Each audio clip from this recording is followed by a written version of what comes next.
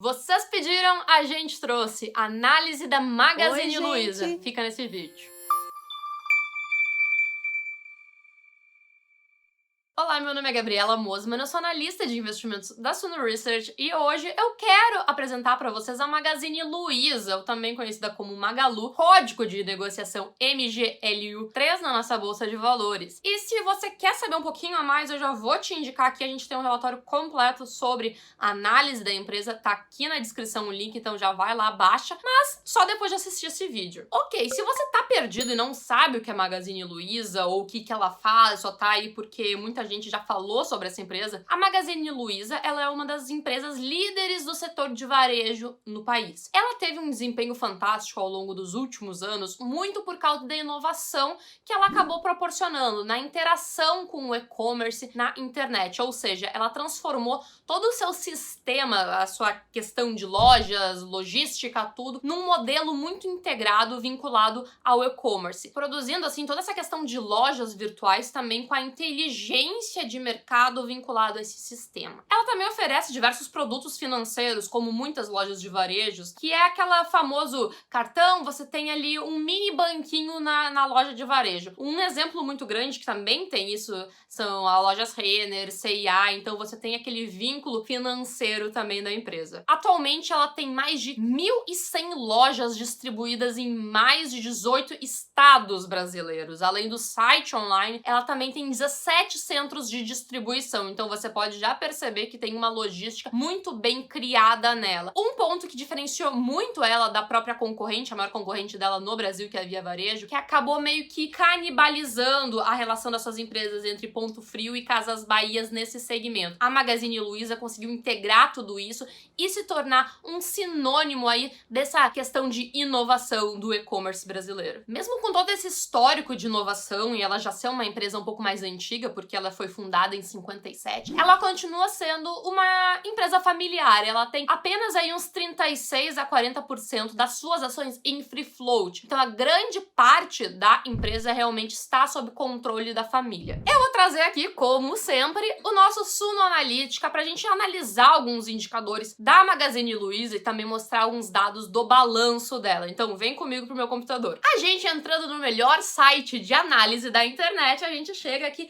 e vamos buscar pela Magalu. Para os desavisados que não sabem sobre o que eu tô fazendo e querem, ué, mas por que todo esse burburinho? Eu não entendo essa piada da nova Magazine Luiza, então eu vou te mostrar o que aconteceu com a cotação da Magazine Luiza nos últimos tempos. Então você pode ver aqui que nos últimos 5 anos a gente teve uma valorização muito expressiva de Magazine Luiza, tá? Isso é impossível de prever, por mais que alguém, no início desse novo modelo de e-commerce, de inovações da Magazine Luiza, ninguém conseguiria prever o que iria acontecer. Da mesma forma que ninguém consegue prever qual que vai ser a nova ação que vai valorizar, assim, absurdamente. Então, gente, só pra gente contextualizar um pouquinho aqui a questão de expectativas. Outro ponto também é que não é porque ela cresceu tanto assim nos últimos tempos que ela vai continuar crescendo assim. Também não quer dizer que ela vá vir a desvalorizar. É só uma questão de a gente analisar as informações que a gente tem hoje para conseguir extrapolar um pouco das nossas previsões para o futuro. Sempre tentando ser pé no chão, não muito otimista nem pessimista, mas tentar aí vislumbrar as coisas com uma forma um pouco mais crítica e analítica realmente. Dentro dos nossos indicadores aqui, de alguns que a gente já comentou nos últimos vídeos, que eu sempre tento trazer algum novo para explicando sobre o que significa, a gente pode ver que ela tem um ROI bacaninha aqui, acima de 10% a gente já pode concluir aí que é um ROI bom, bem interessante. Em questão de dividendos, a Magazine Luiza não é uma grande empresa pagadora de dividendos, tá? Vocês podem ver que não tem nenhum por cento em pagamentos de dividendos aqui. Você pode ver que o payout dela também não é tão alto assim, porque o payout ele quer dizer o quanto foi pago em dividendos em relação ao lucro líquido da empresa. Então, do lucro líquido que ela teve, ela pagou apenas 20% em dividendos para os seus acionistas. Isso deu apenas aí um dividend yield de 0,21, deu 1% de dividend yield no último ano. Entrando na nossa parte um pouquinho mais conceitual do vídeo, eu quero ensinar para vocês o que é o P sobre VP, que é o preço sobre valor patrimonial. Esse é um indicador muito utilizado pelos analistas fundamentalistas, principalmente na questão mais de indicadores, porque ele tenta sinalizar mais ou menos quanto o mercado está pagando pelo valor valor patrimonial daquela empresa. Então, é basicamente que a gente tem o preço, que é o preço da ação, sobre o valor patrimonial por ação, tá? Então, é como se você pegasse todo o patrimônio líquido da empresa e dividisse sobre o número de ações. Então, é basicamente quantas vezes mais o mercado está disposto a pagar por aquele valor patrimonial. Então, assim, a gente tem de uma forma bem simplista, tá? Que o mercado está precificando aí um preço de 11 vezes o valor patrimonial da empresa. Então, vocês podem ver que, aparentemente, por esse indicador, a gente está, sim, com a ação bem esticada. Porque o que acontece? Um preço que seria justo seria ele aproximadamente de 1. Então, a gente está percebendo aí que está bem esticado. Mas, claro que esse valor patrimonial, ele também pode refletir muito em relação às perspectivas que a gente pode ter sobre a empresa e todo esse contexto. Mas trazendo algo mais centralizado nos dados que a gente tem hoje, ele tá, sim, muito esticado. Outro indicador também muito utilizado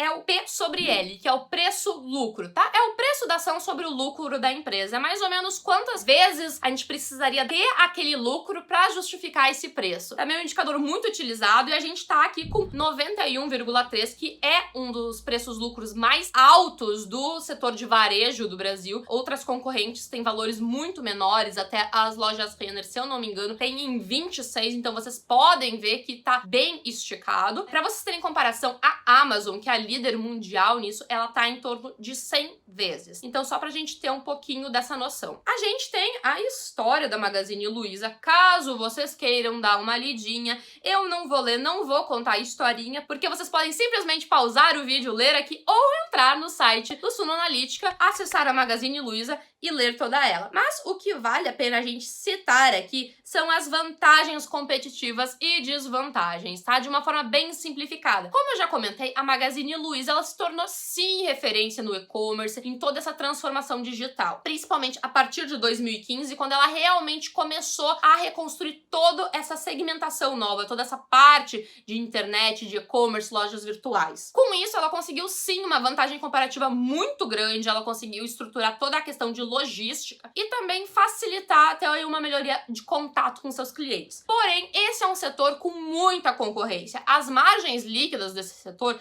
também são muito baixas, o que torna assim a competição muito mais difícil. Então, normalmente os players, os jogadores, as empresas desse mercado, elas tendem a competir muito por preços e não tanto pela qualidade. Então, você como consumidor acaba não se vinculando tanto à empresa, mas onde está mais barato. Então, essas empresas tendem aí tendo que abaixar suas margens e fica mais difícil de elas competirem. Elas não têm essa vantagem competitiva em relação a uma percepção de qualidade do cliente. Outra coisa também muito interessante, que vale como uma grande desvantagem, pelo menos na minha percepção, é a inserção da Amazon no Brasil. A Amazon tem aí um domínio global, então ela consegue entrar em mercados e manter atuando naquele mercado por muito tempo sem necessariamente ter lucros, conseguir realmente extrair algum retorno, e a Amazon acaba fazendo isso e levando aos seus concorrentes a ter prejuízos, tá? Então ela fez isso em vários locais no mundo e ela tá se inserindo aos poucos aqui no Brasil, e isso pode ser uma grande desvantagem para Magazine Luiza, porque a Amazon ela já tem todo esse know-how global. Claro que o Brasil tem suas questões mais específicas, que a Magazine Luiza já entendeu um pouco isso, ela já tem todo esse conhecimento, mas a Amazon entrando no mercado brasileiro é um ponto de risco sim a ser considerado na Magazine Luiza, principalmente se a gente for levantar esses pontos de talvez a ação já tá muito esticada, a gente já vê preço-lucro muito alto, preço sobre valor patrimonial muito alto, então pode sim ser um momento que te dá aí um passo atrás quando a gente olha para Magazine Luiza. Pra gente finalizando, eu gosto de mostrar um pouco que o balanço dela também é um balanço muito estruturado, então ele é um balanço consistente, ela vem aí mostrando aumento dos seus lucros, é um bom desenvolvimento realmente nos últimos anos. Vale lembrar que a mudança estrutural dela realmente começou em 2015, tá? Então a gente tem aqui esses dados por questões de mudança totalmente da gestão, dessa nova visualização sobre a parte de varejo online, de lojas virtuais, mas desde então ela tá sim mostrando a competitividade, ela tá mostrando a justificativa de todo esse crescimento dela, de todo esse fuzuê no mercado com bons olhos para ela, porque ela conseguiu sim trazer resultado. O aumento do lucro líquido dela é expressivo aqui, então a gente não tem como negar, mas é uma questão de justificativa se vale o pouco ponto de estar talvez tão esticado, um ponto de a gente se questionar sobre a possível concorrência. Será que a Amazon vem para dominar o mercado? Será que Magazine Luiza vai conseguir competir de igual para igual? Isso são questões muito difíceis de a gente conseguir observar. Eu, particularmente, sou uma tendenciosa um pouco mais pro lado da Amazon, mas fica aí a dúvida pra você. O que você acha sobre Magazine Luiza? Você acha que ela é justificado todo esse crescimento? Você acha que ela tem potencial pra aumentar muito mais a sua participação? Você acha que a Amazon consegue competir com ela?